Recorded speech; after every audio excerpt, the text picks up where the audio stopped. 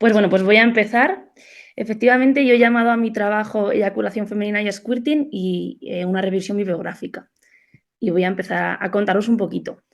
Lo primero, quería empezar con unas aclaraciones, empezar diciendo que cuando hablo de mujeres me refiero exclusivamente a mujeres cis, pues desgraciadamente porque los artículos que he consultado pues solo contemplan esta realidad y dejan pues las demás de lado. Y con esto también dejar la puerta abierta a que en futuras investigaciones se pueda hablar sobre la experiencia de otras realidades, de otras personas y que sería, yo creo, muy interesante y muy enriquecedor. Lo primero también decir qué me ha llevado a hacer este trabajo. Decir que todo ha partido de unas experiencias pues, compartidas, también vividas, que han ido generando como un montón de preguntas y que yo no encontraba esa respuesta. Y además, como bien habéis dicho en la presentación, soy médico de atención primaria y durante los 6 años de carrera en ningún momento me han hablado de nada de esto, en ningún momento he encontrado explicaciones a nada de esto. Digamos que es una parte de la fisiología del cuerpo de la mujer que siempre ha sido ignorada, quizá también atribuyéndole como una falta de funcionalidad, pero bueno, que tampoco eso se corresponde con la realidad como iremos viendo a lo largo del trabajo. Y lo tercero, el tercer pilar de esta que me llevó a hacer este trabajo es que las teorías que he ido buscando, que he ido aprendiendo y que se me han ido contando, sí que respondían parcialmente a las preguntas que yo tenía, pero digamos que no del todo. Siempre dejaban todavía lagunas que quería poder pues, explorar y entender. Este trabajo, digamos que es un trabajo que se ha ido ramificando un poco. Si bien es verdad que yo quería hablar al principio sobre la eyaculación femenina y sobre el squirting, como digo, el abrir la puerta a estos términos ha empezado a abrir un montón de cuestiones más, un montón de términos que también tenían que ser respondidos y entendidos para poder terminar de entender del todo la eyaculación y el squirting, pues como es el concepto de la próstata femenina, pues entenderla es necesario. La incontinencia coital también es un término que hay que tener bastante claro para poder entender todo lo demás. La lubricación vaginal y luego también el llamado punto G, que bueno, que como ya todas sabemos, pues realmente esta entidad no tiene una base científica, aunque sí que está muy presente en nuestra sociedad, pero que también guarda mucha relación con estos conceptos y que era necesario también entender. El objetivo principal de mi estudio es recopilar la bibliografía publicada hasta la fecha acerca de la eyaculación femenina y el squirting y también sobre la próstata femenina, con el fin de poder analizar y poner en conjunto toda la evidencia que ya existe. Es decir, crear una especie de documento en el que haya información veraz, de calidad y que pueda ser accesible. La metodología que he utilizado pues tiene por un lado un enfoque cuantitativo y por otro lado un enfoque cualitativo. El enfoque cualitativo, cualquier persona que haya leído mi trabajo va a ver que es mucho menor que el enfoque cuantitativo, pero es que desgraciadamente pues los artículos que he consultado que contemplan estos conceptos desde la manera más vivencial de las mujeres que los experimentan, pues es muy limitado. Entonces sí que he querido aún así dejar esa parte ahí recogida, pero lo mayoritario de mi trabajo es cuantitativo.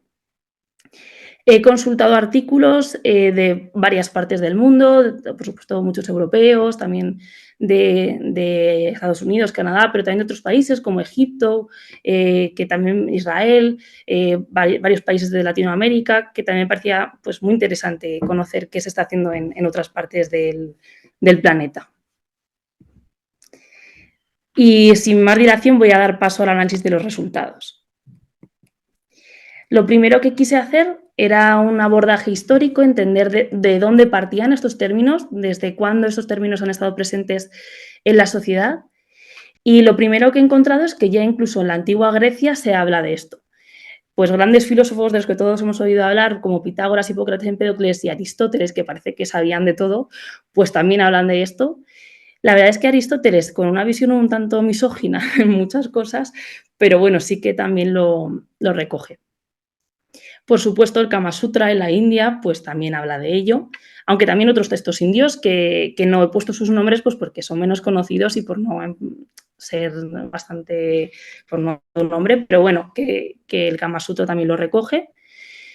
Y luego en China también hay textos bastante antiguos que hablan de ello, pero me parecía muy interesante, me parecía muy bonito que le transmitían como un sentido más mágico, más místico a estos conceptos y que hablaban, pues, por ejemplo, de que el hombre que logre conseguir ese fluido de su pareja, de su mujer, vivirá más, como que le aportará más longevidad. Entonces está bien cómo intentan entender con los conocimientos que tenían y con la cultura en la que están todo esto. Ya yendo un poco más a la parte como más científica, pues lo primero que encontramos es que Galeno, que es uno de los padres de la medicina, y también Vesalio, que es uno de los anatomistas también padres de la medicina, hablan del semen en las mujeres, y Galeno también busca compara y equipara bastante la anatomía genital en los hombres con la de las mujeres. Luego, ya siglos más tarde, también de Graaf es el primero que describe como tal la próstata femenina. Habla de un tejido a nivel periuretral que equipara con la próstata masculina y, sin embargo, no es hasta 2 siglos más tarde que realmente esto recibe un nombre, que es el de Skene, que de hecho durante muchos siglos, durante mucho tiempo, se ha llamado glándulas de Skene y glándulas parauretrales a este tejido que a día de hoy yo creo que es más correcto llamar próstata femenina. Aún así, es verdad que Skene no lo compara con la próstata, no lo equipara a la próstata masculina, pero bueno, sí que lo describe.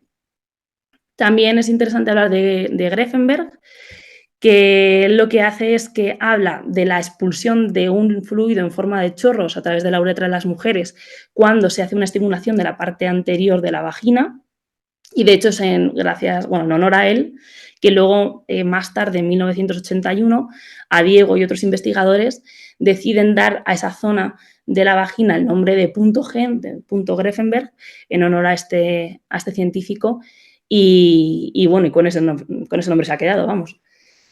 Y luego ya en 1978, unas investigadoras que se llaman Sebely y Bennett, solo he encontrado la foto de una de ellas, de Bennett, aunque la verdad que es curioso lo fácil que es encontrar fotos de todos los demás, pero de estas me ha costado muchísimo encontrar una foto. Pero bueno, ya digo que solo de una de ellas lo he podido encontrar. Pues estas investigadoras lo que dicen es que publican un artículo, vamos, en el que buscan no aportar ningún tipo de información nueva, sino reabrir el asunto de la próstata femenina. Recogen lo que se ha dicho hasta la fecha y lo ponen todo en conjunto, reivindican el hecho de que hay que llamar a la próstata de las mujeres como próstata, y además también que por qué no se va a poder llamar semen a lo que expulsan las mujeres. Entonces sí que vamos a reabrir el debate y traerlo de nuevo a nuestra sociedad, lo cual me parece muy interesante. Lo primero de todo aclarar, y esta es la principal limitación que he encontrado durante todo mi trabajo, que no todo fluido emitido durante las mujeres, por parte de las mujeres durante el acto sexual encaja dentro del término eyaculación femenina. Y esto es muy, muy importante, pero realmente, ahora que parece como tan de cajón, la realidad es que se llama así a todo. Y entonces, durante todos los artículos que he leído, se referían, la mayoría de ellos, solo a la eyaculación femenina, y creo que muchos de ellos lo que querían era hablar del squirting, por cómo lo describen. Entonces, realmente para hacer este trabajo he tenido que interpretar un poco a qué se estaban queriendo referir, y a lo mejor pues en algún momento he podido equivocarme a la hora de interpretarlo, pero bueno, es que era un poco difícil saber a qué se referían exactamente. Primero, unas pinceladas para poder hacer como la diferencia entre los 4 principales términos que vamos a abordar, ¿no? Que es la lubricación vaginal, la incontinencia coital, la eyaculación femenina y el squirting. La lubricación vaginal sería la expulsión de una sustancia viscosa a través de la vagina y de la vulva durante la actividad sexual, durante la excitación. Ni siquiera tiene por qué haber una actividad sexual como tal. Lo que va a hacer es minimizar el roce y facilitar la introducción en la vagina del objeto deseado, sea el que sea. Y es un ultrafiltrado del plasma sanguíneo. Por otro lado, también mencionar que existe la incontinencia coital. Hay mujeres que realmente sufren escapes de orina durante la actividad sexual. Se distinguen 2 tipos, la incontinencia coital del orgasmo y la incontinencia coital de la penetración, que suceden pues en diferentes momentos, como su propio nombre indica.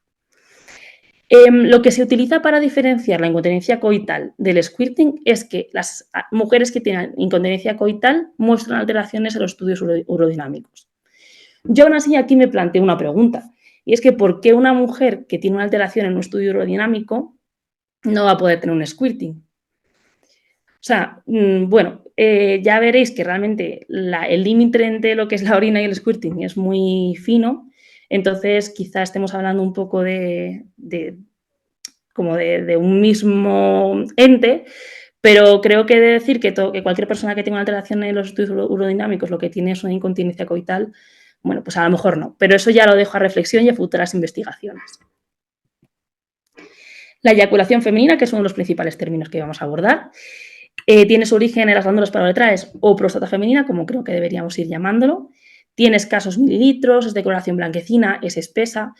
Y una vez que se estudia su composición, se ve que es rica en PSA, que es rica en fructosa, en ácido cítrico y en fosfatasa ácida prostática. Que esto, pues al final es muy similar a lo que es el eyaculado producido por la próstata masculina, solo que obviamente sin el contenido de los espermatozoides. Su emisión también decir que no se acompaña de placer, pero tampoco de disconfort, no tiene por qué acompañarse de ninguna sensación. Hay muchos estudios que hablan de esto, pero voy a mencionar solo algunas cosas que me han parecido como especialmente interesantes, pero todo lo demás está recogido en el texto de mi TFM.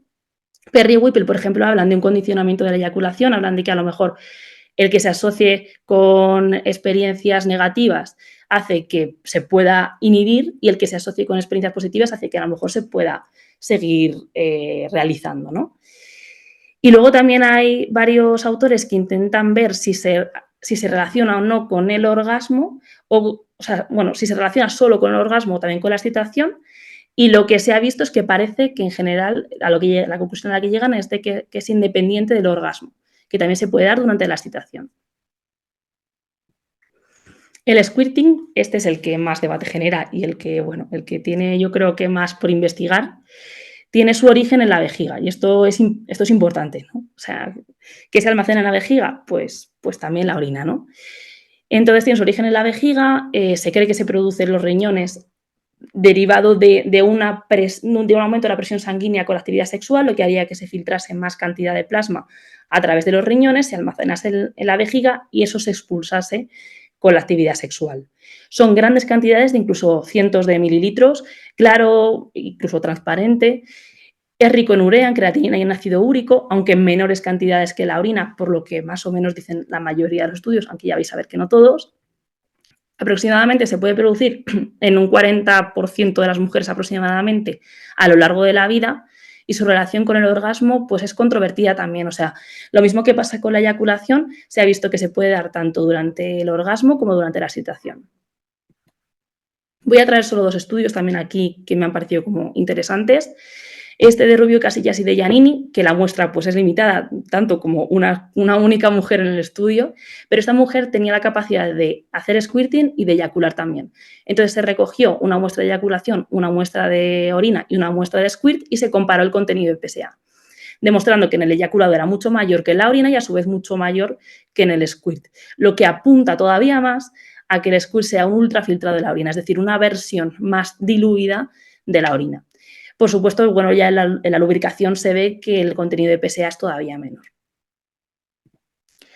En 2015, el equipo de Salama hace otro estudio sobre 7 participantes en las que recogieron una muestra de orina antes de la actividad sexual, luego el fluido que se emitía durante la actividad sexual y luego otra muestra de orina después de la actividad sexual.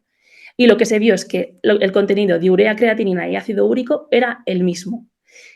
No encontraron diferencias entre las orinas y el fluido que sería llamado squirting, ¿no? Además, se hicieron una ecografía con las mujeres después de haber orinado antes de la actividad sexual, vieron que la vejiga estaba vacía. Luego, cuando la mujer, después de haber iniciado la actividad sexual, refería a un suficiente nivel de excitación, hicieron otra en la que se vio que la vejiga se había llenado. Y luego realizaron otro después de que la mujer hubiese expulsado ese fluido durante la actividad sexual, viendo que la vejiga estaba nuevamente vacía. Esto generó mucho revuelo en redes sociales y varias mujeres reivindicaron bajo esto, #NotPig, que lo que ellas expulsaban no es orina y que Salama y sus investigadores tenían que retractarse y seguir investigando y demostrar que no es lo mismo. Pero la realidad es que este estudio pues, es lo que encontró.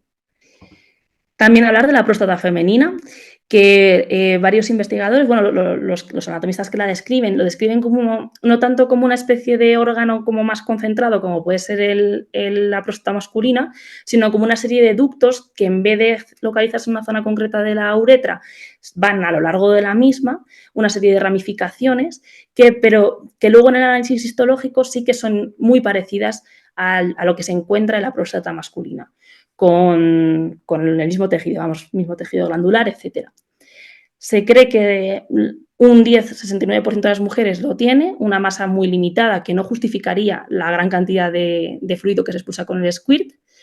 Y luego también se ha demostrado una función endocrina con liberación de serotonina a la sangre. Y, por supuesto, también menciona la relevancia clínica que esto tiene, y es que se ha visto que pueden tener infecciones, que pueden tener incluso adenocarcinomas. O sea que quizá en la medicina hay que darle un toque a esto y pensar en ello. Otro de los apartados de la parte cualitativa de mi trabajo fin de máster son las experiencias personales. Y es que hay varios estudios que querían entender cómo las mujeres lo viven. Y la conclusión es que esto es súper diverso. Hay mujeres que hablan de que es más placentero, otras que dicen que se acompaña de humillación, de vergüenza, otras que dicen que tienen eyaculaciones espontáneas y otras que dicen que incluso con la estimulación anal, otras que lo buscan activamente, que se apuntan a talleres, que compran cosas para poder hacerlo. Y lo que sí que parece como bastante global es que es el gran porcentaje de satisfacción de las parejas, que a mí esto me llama la atención. Incluso un 90% de las encuestadas decía que sus parejas lo vivían como una cosa súper enriquecedora y muy positiva. En este estudio de 2009 de Gilliland, lo que me gusta esta frase que dice, que es que independientemente de las respuestas que dieran las mujeres, todas ellas describieron que sus experiencias de eyaculación eran significativas a la hora de definir su vida sexual. Sea positivo, sea negativo, la realidad es que está ahí y que sí que es trascendental para estas mujeres. Entonces habrá que investigarlo y habrá que entenderlo, ¿no? También otra cosa que me gustó mucho de este artículo es que todas ellas, es verdad que era una muestra pequeña, pero todas ellas decían que tendrían pena, tendrían sentimientos de pena y de pérdida si de repente dejaran de poder hacerlo. Así, lo último de los resultados que he analizado en mi trabajo es la representación que eso tiene en la sociedad. Esto sí que la verdad que ha sido un apartado bastante cortito que me gustaría poder seguir investigando en el futuro. Lo primero, la pornografía, por supuesto, que es gran fuente de información acerca de la sexualidad en adolescentes y en general en nuestra sociedad. Por supuesto, como pasa con el resto de cosas que se ven en la pornografía, el squirt se simula en muchísimas ocasiones con botellas, con cosas así, lo que quiere decir que, ¿vale? Pues como todo lo que se ve en la pornografía, pues es fantasía y hay que entenderlo entre comillas, ¿no? Y luego también me ha gustado que hay bastantes mujeres de la industria pornográfica que dicen que lo han utilizado como una visibilización de la fisiología del cuerpo de la mujer y como un símbolo de indiferenciación sexual. O sea, como una manera de poner en entredicho pues, el binarismo de género, ¿no? Y luego, por supuesto, la industria sexual en nuestra sociedad capitalista y eso, pues también se lucra de ello, ¿no? Con un montón de juguetes que buscan que las mujeres sean capaces de hacerlo, talleres, cursos, etc.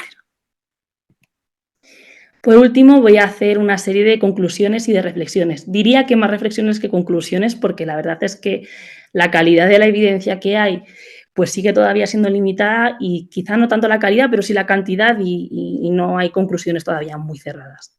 Algunas de las conclusiones que puedo dar es que hay muy escasa información al respecto, en contraposición con todo lo que se sabe sobre el cuerpo humano, ya no solo a nivel macroscópico, sino a nivel microscópico. Entonces, ¿cómo puede ser que todavía no sepamos en qué porcentaje de mujeres hay una próstata, ¿no? O sea, bueno, a mí esto me parece que me estalla un poco la cabeza. Pero aún así sabemos que existe un tejido prostático en las mujeres o en muchas de las mujeres. Decir también que el squirting y eyaculación son fenómenos diferentes, así que por favor empecemos a llamar a cada uno por su nombre. También otra conclusión es que la gran variabilidad, o sea, que existe mucha variabilidad entre las experiencias personales, pero también la conclusión que me parece más interesante es que atraviesa de forma transversal la sexualidad, sea positivo, sea negativo, es significativo, lo atraviesa y es importante para la sexualidad de estas mujeres. Una reflexión que me planteo es, ¿qué pasa si el squirting es orina? O sea, ¿por qué tan importante que no lo sea? creo que esto también parte de nuestra educación como mujeres, a la que tenemos que ser limpias, tenemos que ser ordenadas, tenemos que no llamar la atención y, por supuesto, cómo vamos a orinarnos encima de nuestras parejas, ¿no? Entonces, esto también me parece interesante. No digo que sea lo mismo, porque creo que todavía queda mucho por investigar, pero creo que si lo es, ¿qué pasa, no? Y también decir que eso de que se cierra el esfínter vesical durante la actividad sexual y que no puede haber escapes de la vejiga, pues parece que solo se aplica al cuerpo de los hombres y que se ha extendido al cuerpo de las mujeres, cuando en realidad parece que no es así. También a lo mejor dejar de llamar a la próstata femenina y empezar a llamarla próstata, igual que no hablamos de mamas masculinas, ¿no? Pues próstata en general y ya está. El impacto del feminismo es que creo que hay veces que se hace la reivindicación de que el hacer squirting es feminista, y creo que no es feminista hacer squirting. Creo que eso pone todavía más presión sobre nosotras. Creo que es feminista que ninguna se enfrente a un squirting con sensación de humillación, con miedo y sin saber qué es lo que le está pasando. Creo que ahí es donde el feminismo tiene el papel. Y, por supuesto, necesidad de una adecuada formación de profesionales de la salud, profesionales de la sexología y en general a nivel social. Y pues muchas gracias.